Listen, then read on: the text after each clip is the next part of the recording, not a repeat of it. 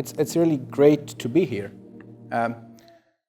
Being in Auckland and talking about a matter that is very close to my heart. That's amazing, and Jazakumullah khairan for turning up. What I want to start with is what we are going to talk about today, inshallah.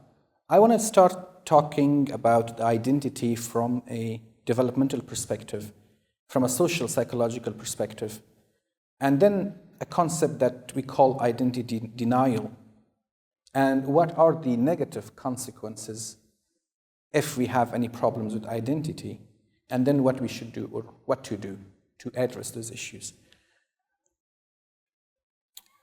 Now, when it comes to identity, I mean, the title says, do we have an identity crisis or identity problem? By we, I mean Muslims. So that should be clear from the beginning, because there could be other groups also who might go through issues like that, but we are addressing or looking at identity issues within the Muslim community. Identity encompasses all of these. How do I see myself? That is identity. What or how do I identify, socially, or in Arabic, or in Farsi or Pashto, we call it huwiyat. In Arabic, huwiyya, and in English, identity. So that is my sense of self. It could be religious, it could be cultural, it could be environment I grew up, it could be a country, it could be the stories. So it's a large concept. The reason I wanted to say that is because we want to define it. We want to define what I call identity today, because we don't want to confuse it with other forms of identity one might have. So that will clarify the message. So when we say identity, that is my social standing. When I look at the society around me, where do I see myself standing? That is what I mean by identity when I talk about do we have an identity problem. Like as Muslims, when we look around in our society, it could be family, it could be immediate environment outside, it could be school, college, supermarket, and so on. So that is what we mean by identity, and that's important because when we do research, these constructs have to be defined first. Anyways, I want to talk about identity from a social psychological perspective first. And here's a quote.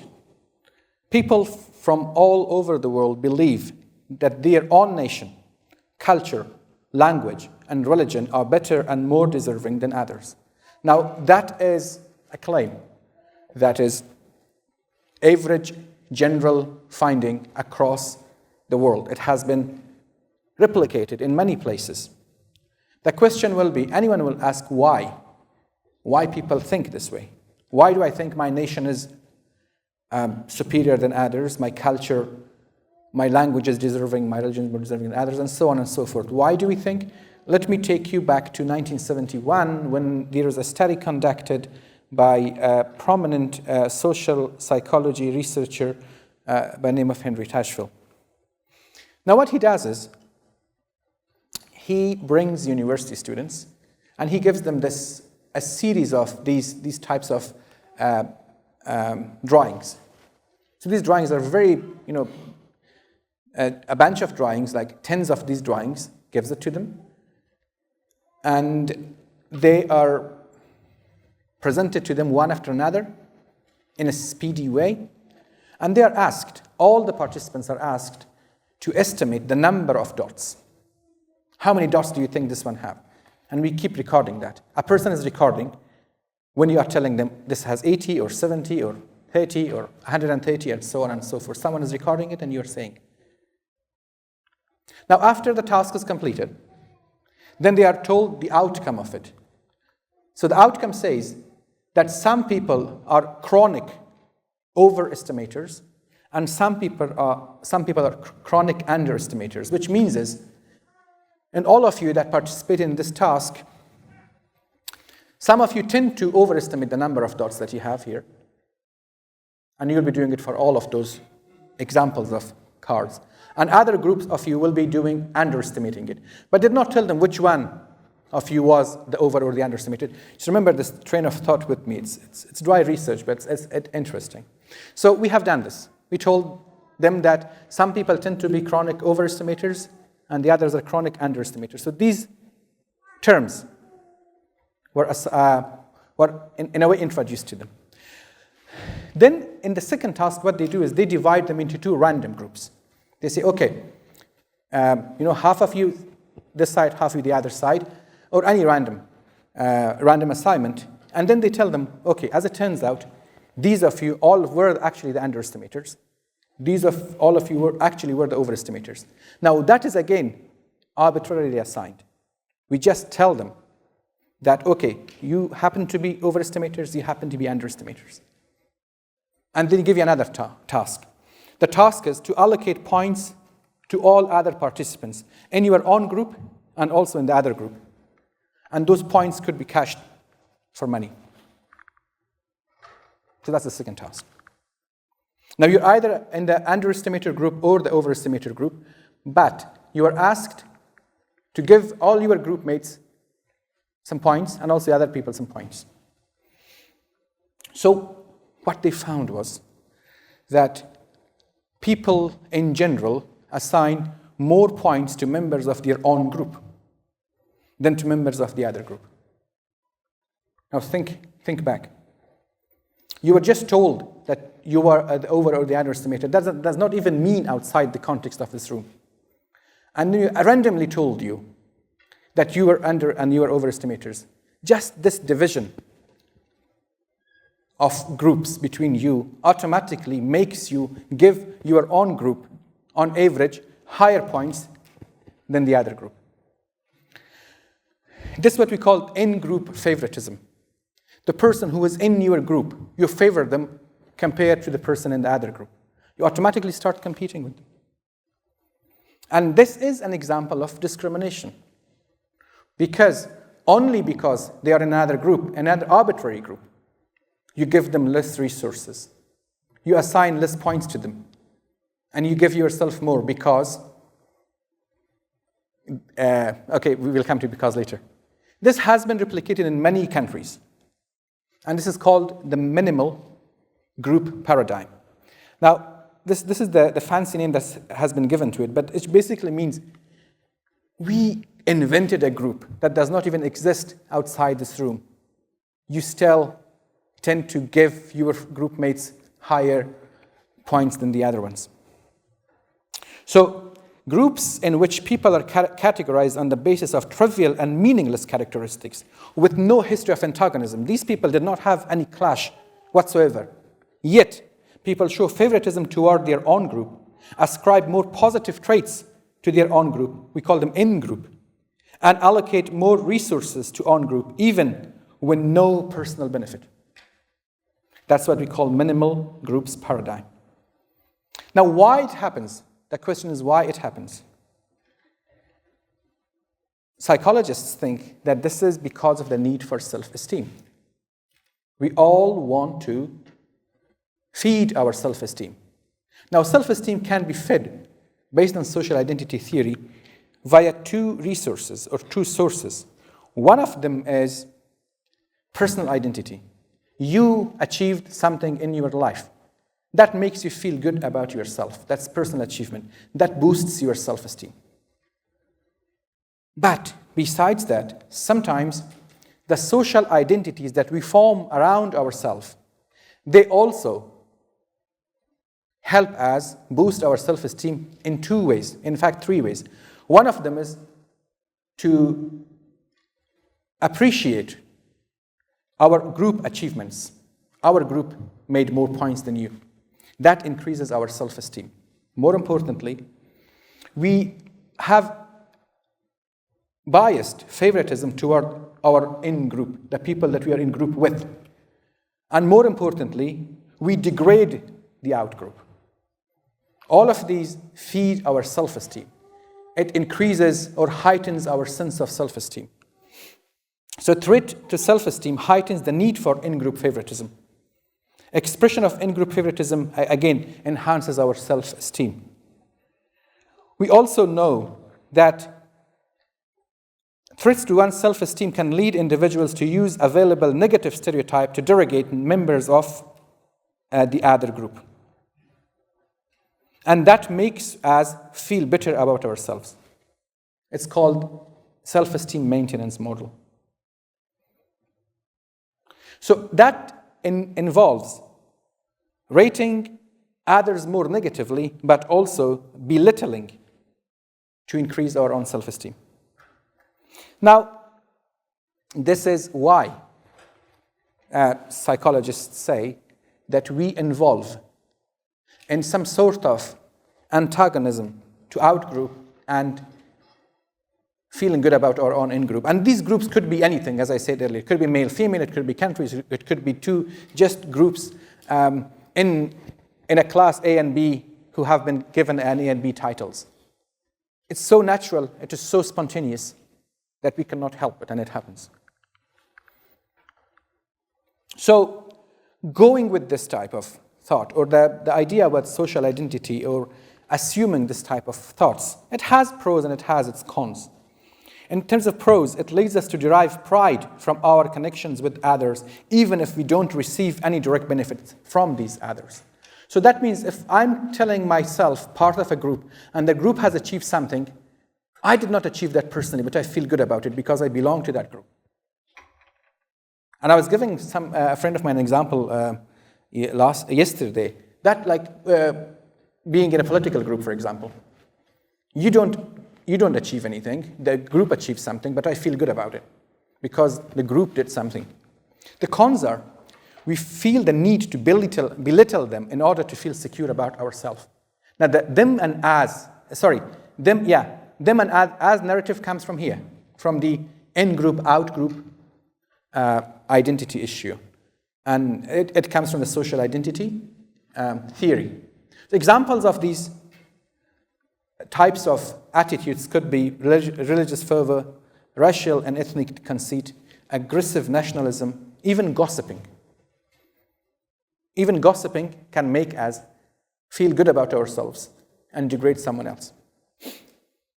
And also, when people sit together and they share negative attitudes about a third party, they feel closer to each other. That's why we gossip, that's why riba. Right? Degrade someone and you feel good about yourself. That comes from this, from here. It's inherent. So, this is the need for social identity. I'll give you an example. How could it manifest? Let me read this, sorry. It's going to be a boring reading, but I'm going to read it. In New Zealand, as in many other parts of the world, Muslims often face stereotypes and prejudices due to their religion, culture, or appearance. Islamophobia, or fear and hostility toward Islam and Muslims, can be pervasive in society and can manifest in various forms, such as discrimination, harassment, and even violence. Now, suppose an individual in New Zealand experiences a threat to their self-esteem, such as being criticized by colleagues at work or feeling excluded in a social setting. In response to this threat, they may seek ways to restore their sense of self-worth or superiority.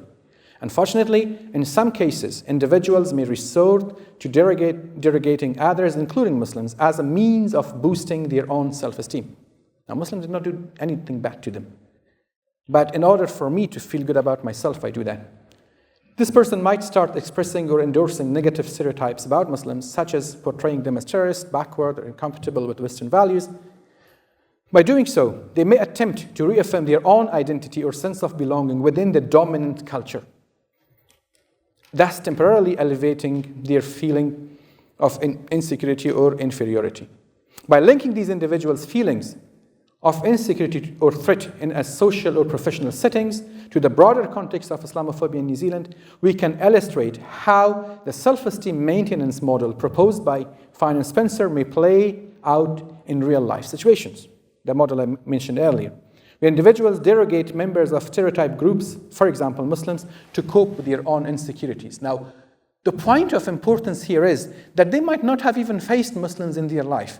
They might not even have a Muslim in their work setting. But because that's a stereotyped group, you bash it and you feel good about yourself.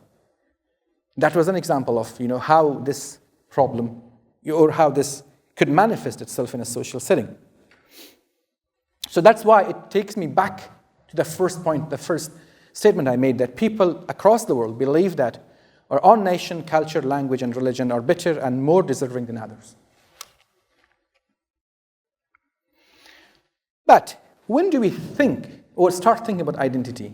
When do we start thinking about identity? At what age the idea of identity comes to mind? Now that takes me to developmental psychology perspective.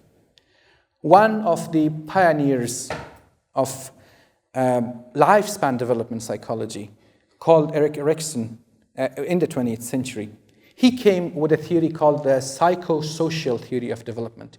Now this theory builds on Freud's theory of psychosexual development, but that is a different topic and which we are not touching today. So this one is, Erik Erikson proposes stages of development, lifespan development. He believes that from the neonatal period or even after the childbirth, your development starts. Physical, psychological, personality, cognitive, and so on and so forth. And this continues across your life. So he called them stages. And each stage represents a psychosocial crisis that has to be resolved. If not resolved, you face some negative consequences. I'll give you examples soon.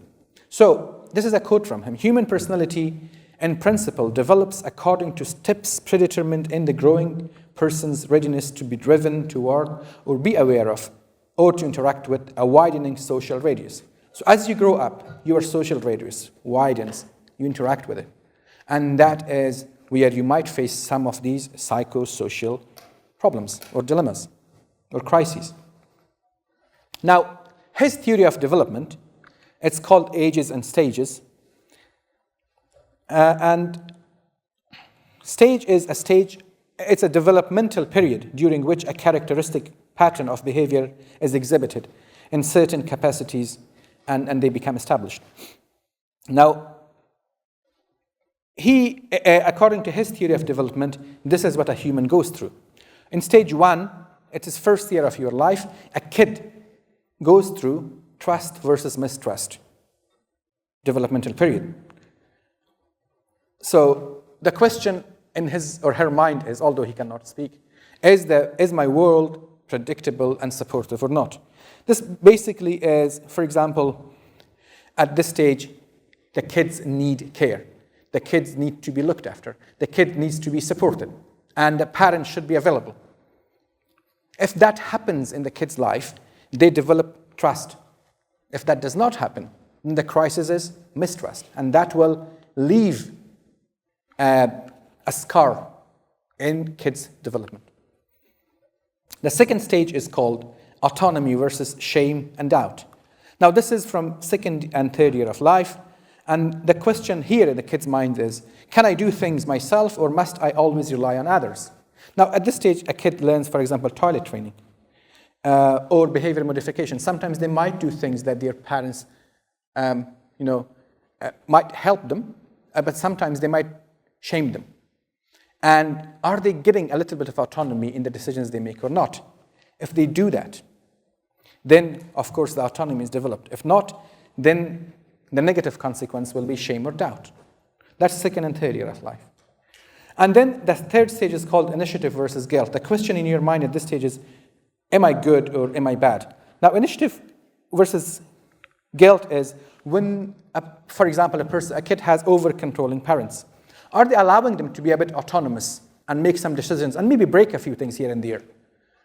But help them grow out of it, help them understand that, and for example, not be physically abusive to our kids, not hit them. Am I getting a little bit of initiative? Am I allowed to do some of the things on my own and make some decisions or not? If I'm allowed, then the positive side is initiative. If I'm not allowed, then the guilt, which is the negative consequence or the negative aspect. Now, with this, for example, self-esteem will suffer if a kid grows guilt rather than initiative. And then we have industry versus inferiority. Now that is from age 6 until puberty. Am I competent or am I worthless? That's the question in your mind. At this stage, we are going out to the society. A kid goes to school, gets out of home, sees neighbors, and so on and so forth. Am I feeling inferior compared to people around me in my school, in my neighborhood, or not? If I'm feeling inferior, that is the inferiority. If I'm not, that's called industry. That does not make sense. That's not the other industry, that we know. This is this developmental stage called industry. So that is like you're getting out to society for the first time and seeing how do you cope with getting out to the society. And then we have the identity versus confusion or role confusion. This is the identity I'm talking about. And that is developed in adolescence. Am I competent? Who am I and where am I going? Now, a kid in that age, in late adolescence, adolescence, and early adulthood in those stages, that's what you're going through. Identity versus role confusion. Do I know my role in the society or not? That's the question. If I don't know, then that's of course role confusion. If I know, that's the identity. And here the identity is developed. Now that is this Eric Erikson believes. And then after that is, of course, intimacy versus isolation. That is when a person finds a life partner, and so on and so forth.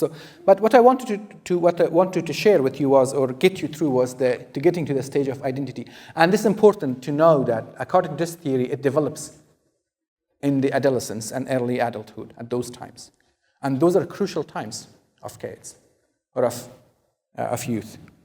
So this is where development of identity starts.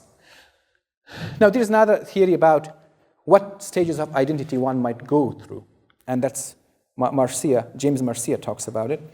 And he believes that one could go through one of these 4 stages. The first will be identity diffusion. You're a kid, you don't actually really worry. It's called identity diffusion. You don't have the struggle for identity, and you also don't have any obvious concern about it. You're okay. You're too young to think about identity. And then there's foreclosure, when you start thinking about the idea of identity, this one. So you're sometimes unquestioning adoption of parental or societal values, and you want to develop your own identity. It could be that you have a premature commitment to visions and values and roles that are not prescribed to you, and you want to get out of that. So that could be another stage. And then one might go through identity moratorium. You're stopping thinking about identity. You're delaying commitment to any sort of identity. And then you have something that we call identity achievement. You successfully achieve your own sense of identity. And those who successfully achieve their own sense of identity, they show high self-esteem. See, self-esteem is here again. High self-esteem, high conscientiousness, sense of security, that's secure attachment, achievement, motivation, and capacity for intimacy. Now, this is why the thought of identity from a social perspective and from a developmental perspective is important. And it merges. You might look at it from other perspectives too, but these two are more interesting to me, so I thought I will present them with you. Think about what our kids might go through, who grow up here, who go to school, who go to university, who are born here. And people see them from the way they look, from the way they dress, from what their names are. They're considered not a New Zealander, although they identify as a New Zealander as their first identity. So that's the question I wanted to ask. And that brings me to the topic that we call identity denial. The question is, where are you really from? Just something that Asim just said. Where are you really from? And that's a bad question. Now, this paper that I'm mentioning it looks at Asian Americans who have been in the US for generations. But because they look different, they are asked, where are you really from? Now, identity denial, denying your own sense of identity, it leads to poor psychological health and well-being conditions. For example, depressive symptoms and stress. Those who go through identity denial, those who face identity denial, they report depressive symptoms and stress. So let me put a question in front of you, not this question. This says, do you think we have an identity problem? Let me put it this way. Think about a scenario. You are, like myself, an immigrant. You came to New Zealand. You call New Zealand home. You're settling. You're aware of all these issues. Someone told you that Christchurch is the most racist city in New Zealand. Some other told you that this part of Auckland is bad. Someone told you that be aware of that specific school. You have all these in mind. You might take one of these two extreme approaches. One of them might be that you will say that I don't want to identify with my own original or cultural identity at all. I'm from Afghanistan, but I will send my kids to a Kiwi school. I will not tell them they were from Afghanistan. I will completely try to integrate them. I will want them to completely become Kiwis and not even know that they belong to Afghanistan. So when they grow up, they will not feel like foreigners. They will have higher self-esteem. I'm sick of my previous identity. I don't want to identify with that at all. That could be one extreme that might take. Another extreme might be that someone thinks, all right, the society is bad, the community is bad. I don't want them to be out in the community at all. I want to keep them home. I will not send them to school. I will, teach them myself. I will not let my kids, play with Kiwis, Maoris. I will also not let them to play with any other nationalities. Keep them very close to myself. They grow with me. They only gain or understand my values, and that will save them. Both of these kids, they turn 18 and they leave house. Maybe or maybe not, but that's the legal age that they can make their own decisions legally in New Zealand. Now, the first one, that you did not give them any sense of their own identity, where they come from, their cultural identity, or your own identity. Chances are, although they will strongly identify as a Kiwi because of how they look, because of what their name is, because of how they dress, maybe they might still dress like Kiwis, but it will not be Kiwi, right? It might be that they will still not find closure, or they will not still go through the crisis of solving the identity issue. They might still not find intimacy. They might still struggle. But at that stage, when they look back, they do not have anyone other like them in that family, or in the closer family, in cousins and all that, because you are too Kiwi for them. You became someone that they do not understand, they do not recognize anymore. That is where you go through identity crisis, which you do not know where do you stand, because you thought you stood socially as a Kiwi, but Kiwis do not accept you as a Kiwi. And that's a reality. We just talked about identity denial now. That's one. The opposite will be that, okay, you were all the time at home. You went the way your parents wanted you. You grew up that way. And 18, you get outside. You probably go to university or not. You're alien to everything that happens outside. You don't know. You cannot find your way. Everything is new, and you don't even know how to cope with that. You become stressful. You're not able to cope. You probably might go through anxiety because of that. But also, you're expected as an 18 plus, to work or to have a life. So both of these might put our kids in problem. And that is why I think if we are taking one of these approaches to raising our kids, we probably will have an identity problem. Our kids will probably have an identity problem. And that is what I wanted to share. We still have a few things to talk about. But this is where identity comes from, this is how it is developed, and this is how it might affect us growing up, our kids growing up. If that's what's happening, what should we do? If a person is going through identity issues, they might start coping. Okay, I will learn, I will go to a therapist, I will talk with someone, I'll try to learn how to cope with it. The other thing what could do is to raise awareness, to share with others that, yeah, these issues exist, but let's talk about them. Let's know that the way you characterize me, that's offensive. The way you tell me where do you come from, it's offensive. We also start standing up for ourselves. We rarely have, a lot. I mean, I think we are getting better, but we do have sometimes that someone tell us something, and we say like, okay, I developed a thick skin, I'm not going to say anything. No, we should start standing against it and say like, no, this is not acceptable. This was offensive. It hurt me. Should not say it again. But also, more importantly, we build bridges and we promote positive intergroup contact. What intergroup contact means is contacting other groups outside your own social group and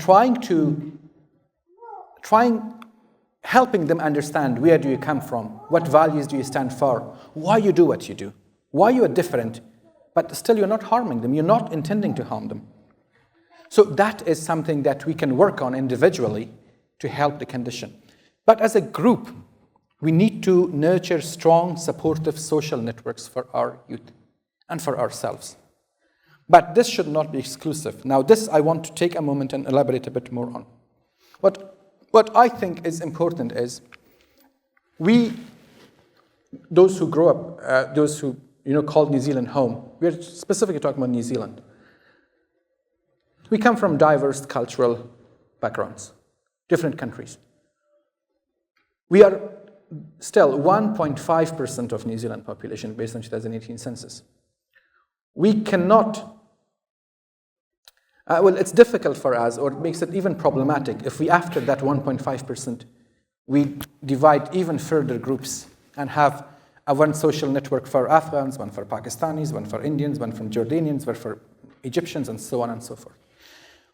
We cannot afford that. We will be dividing ourselves even further.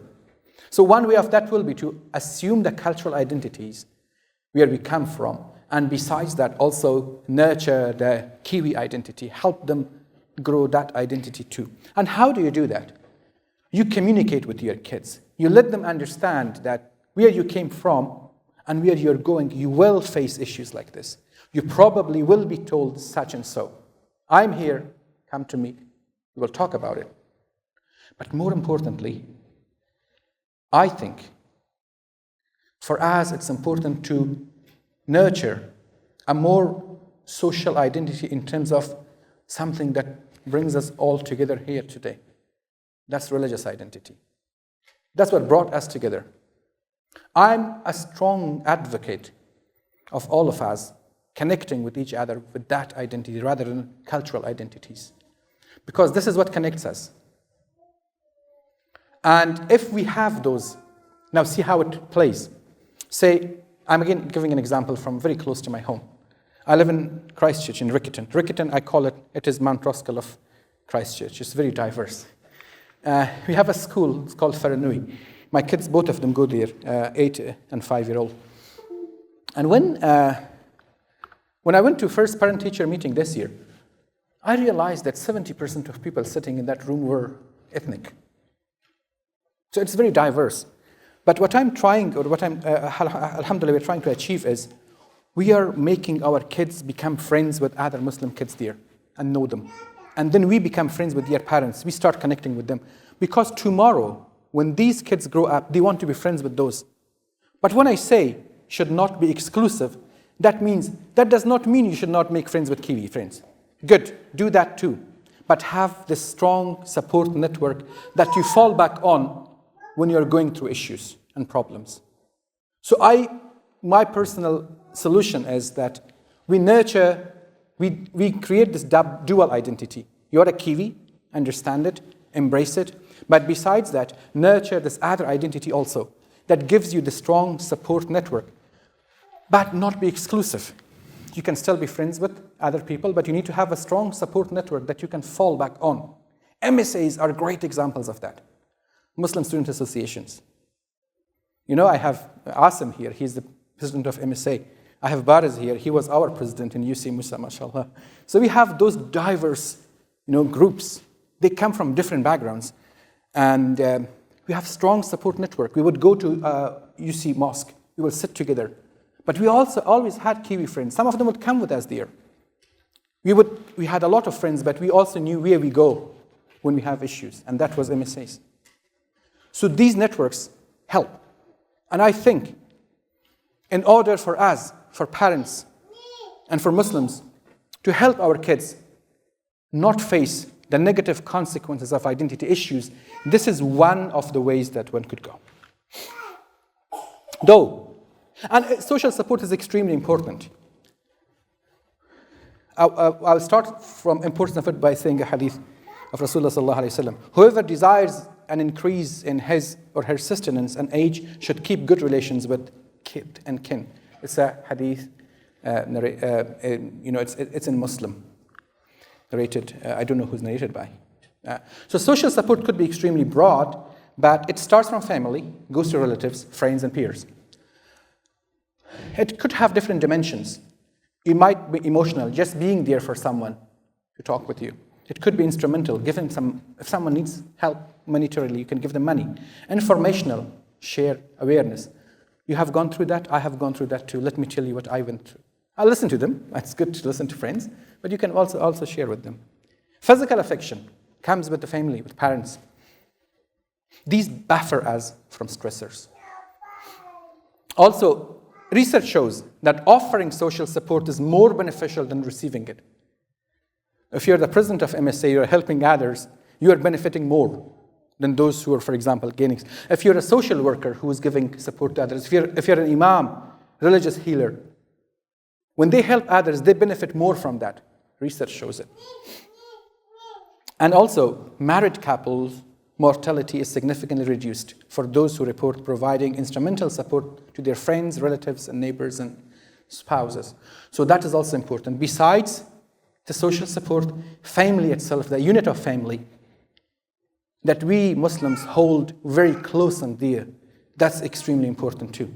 Again, research shows that married couples have high well-being compared to unmarried couples who live together, and they report being happier. They have significantly low levels of depression compared to unmarried couples who are living together, so that is the comparison each time. Children that grow up in married two-parent family, they're less likely to experience emotional or behavior problems. That has become one word. You need space.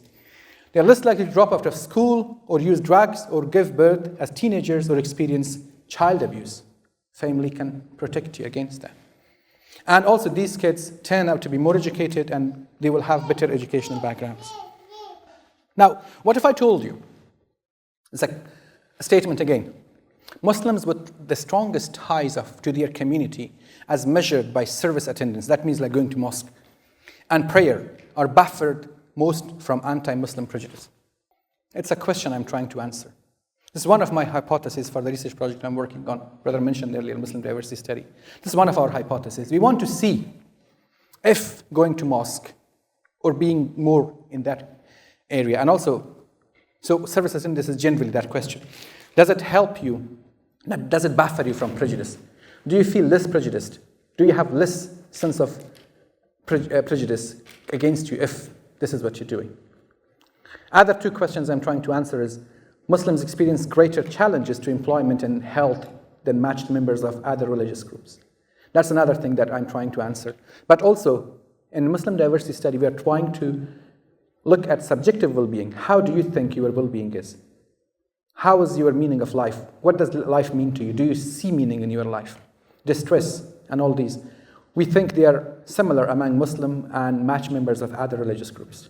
This is what we're trying to answer. So in our capacity, in a very humble way, we are trying to look at Muslim diversity and how Muslims live in New Zealand, what their problems might be, what are good things or support systems that we have in place and helping, and what could be the issues that we have and that need addressing. So this is what brings me to Muslim diversity study. I will briefly talk about what our research has shown so far. The first point I want to make is perception of Muslims in New Zealand. And we have data from 2012 until 2018 that show that Muslims are consistently the less liked group in New Zealand compared to all other minority groups, be it religious or non-religious. And that trend has a little bit of increase each year from 2012 and 2018, but Muslims are the least liked group. We have 2 papers that show that. A question we asked in a paper that was published a month after 15 March was, we asked them, who do you think is a true New Zealander? And people who rated high, those who come from a specific ethnic background, Maori and European, and those whose first language is English. These people tend to be, true New Zealanders. But people who think that, these people also have, they have less warmth or lesser warmth toward Muslims compared to other groups. And again, that less warmth predicts discrimination. If you have less warmth, that means you are likely to discriminate against Muslims. We also know that 15 March attacks changed attitude toward Muslims. We have data to show that after 15 March, discrimination against Muslims was a little bit decreased, or the warmth rating toward Muslims was increased on average. And the data I'm talking about is from 48,000 participants participating in New Zealand Attitudes and Values study for the past 15 years. So that study has started in Auckland University 15 years ago. Before I joined them in 2019, they were publishing on Muslim issues. One of their papers showed that media portrayal of Muslims that makes them least liked, the way they are portrayed in the media. That was a paper by John Shaver and Joe Bulbolia in 2016. One of other papers also showed that it is religious, in countries where there is no religious conflict, it is religious people who can help mitigate discrimination against other religious groups. So these are the findings. I'm not going to talk more about these because tomorrow, inshallah, at 6:30, we have a justice and courage event or session, part of Peace Week. I'll be sharing these findings there, inshallah. So just wanted to bring to your attention that there is some background to the work that we're trying to currently do. So this is what our findings have been. There are 5 papers that I co-authored, and there are other papers too. The problem we have, or the issue we have with that is, we are collecting data from 48,000 people across New Zealand, but that only has 70 Muslims. Now, from 70 Muslims, I cannot say how Muslims see themselves in New Zealand, what their perception of prejudice is, how their subjective well-being is, how their religiosity affects them on a day-to-day basis, and so on and so forth. And that is what prompted us to start the Muslim diversity study. So we are looking at self-perception, a perception of discrimination. We are looking at diversity. We're looking at flourishing. What makes you thrive? Well-being, meaning-making, resilience, health outcomes. Resilience is more interesting to me because after 15 March in Christchurch, I was told by a psychiatrist that this is a strongly resilient group I have seen. I have never seen more resilient people than Muslims. And I laughed. I wanted to tell him that it is because of my religion, but if I don't have data, I cannot make that claim. So that's why I have to collect data and find out if religion makes me more resilient.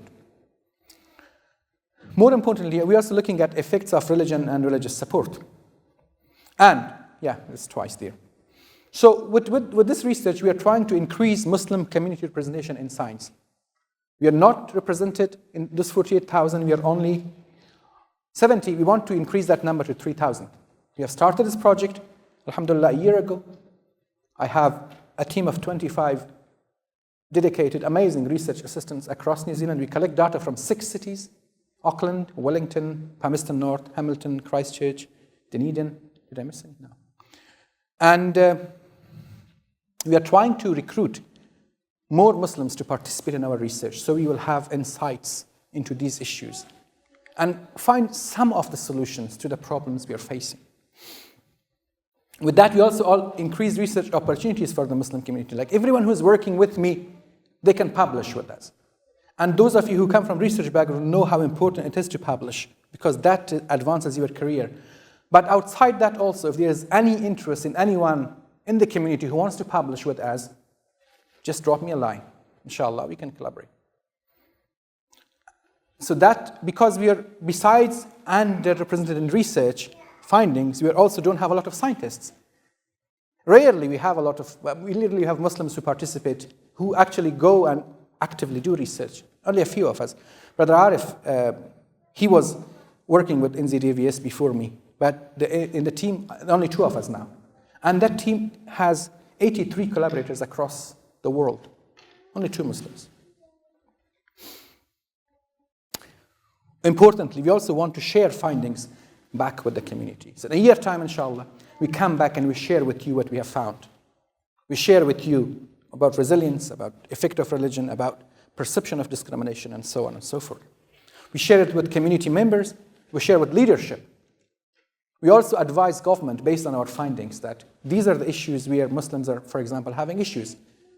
And then community leaders could use that information to advocate for the issues of the Muslim community in New Zealand. And that is one of our primary goals, because what is the need for research, or what is the effect of research if it doesn't have that impact? If it does not lead to real life or real world change, then why should I do it? It needs to have that type of impact. So that is one of our paramount goals. We want to go back and share in each city what we have found, hoping that that will help change some of the issues of the Muslims in New Zealand, inshallah, for good. The question someone might ask is, are my responses confidential or not? Can they be linked back to me? Not at all. We have extremely secure systems in place. We have questionnaires. We ask for your name, your address. But the moment the questionnaires are received, they are de-identified. The information is separated from it. We are dictated or advised or, for example, regulated by ethics committees of Auckland University, of Canterbury, of Wellington. And in the past 15 years, we didn't have any such incident of breach of confidentiality, because if that happens, that is detrimental for a research team. And we as researchers take extreme good care of that. In no way, in no circumstances, anyone's responses could be linked back to their identities. And we have, we have videos on it, and we have information more on it that we can provide.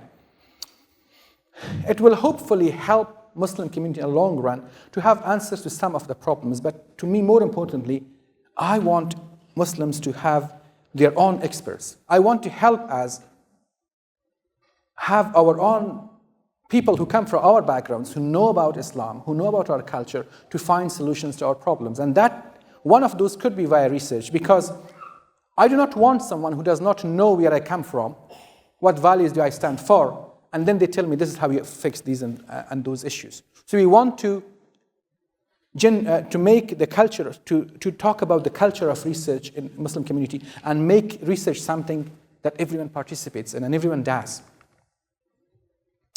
And finally, how can would participate?